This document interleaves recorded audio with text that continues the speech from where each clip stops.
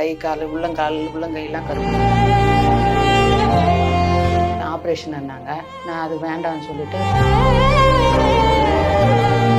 4 மாசமா சாப்பிட்றேன். நல்ல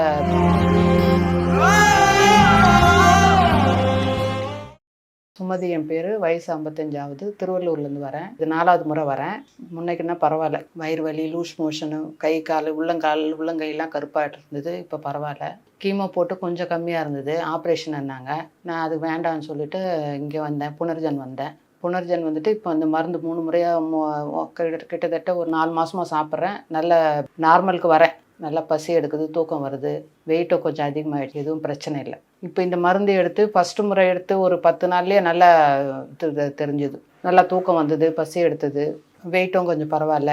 கை கால் அந்த கருப்பாக இருந்தது, உள்ளங்கால்லாம் கருப்பாக இருந்துச்சு. அதெல்லாம் நல்லா நிறமெல்லாம் பழைய நார்மலுக்கு வந்துட்டேன். இப்போது எந்த பிரச்சனையும் இல்லை. எனக்கு நல்ல நம்பிக்கை வந்திருக்கு, நான் நல்லா ஆகிடுவேன் அப்படின்ட்டு. இப்போ நல்லா நார்மலாக ஆகிட்டேன், பழைய மாதிரி ஆகிட்டேன். முதல் முறைக்கு இப்போ ரொம்ப நல்லா இருக்கேன். நான் உணவுகள்லாம் மட்டன் இது கொஞ்சம் டயட் சொன்னார் டாக்டரு. மட்டன் சிக்கன் வேண்டாம், அவாய்ட் பண்ணிவிடுங்க.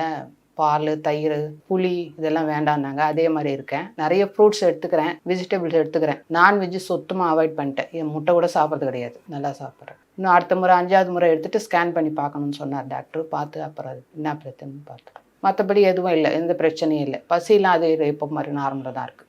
வேலைகள் எல்லாம் வீட்டு வேலையெல்லாம் இப்போ நல்லா பார்க்குறேன். சுகர்லாம் கூட நார்மல் ஆகிடுச்சு. ஒன்றும் இது இப்போ பரவாயில்ல. இந்த மருந்து சாப்பிட்டு அந்த மருந்தும் சாப்பிட்றேன். சுகருக்கு, ப்ரெஷருக்கு, தைராய்டுக்கெலாம் சாப்பிட்றேன். நல்லபடியாக நார்மலாக ஆகிட்டேன். நார்மலாக ஆகிடுவேன்.